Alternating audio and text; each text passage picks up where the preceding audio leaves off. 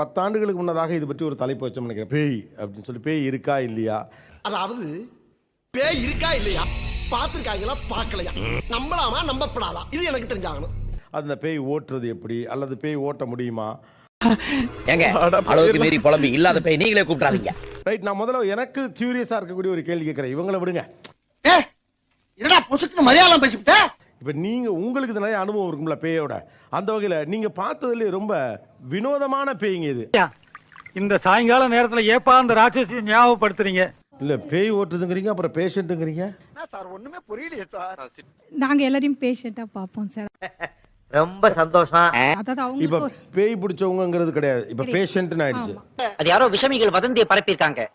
பேய்னு நாங்க சொல்ல மாட்டோம், நாங்க ஆன்மாக்கள்னு சொல்லுவோம். என்னம்மா நீங்க இப்படி பண்றீங்களாமா? அவங்களுக்கு எப்படின்னா நைட்டு யாரோ கற்பழிக்கிற உணர்வு வருமா. நல்லா கிளப்புறாங்கடா.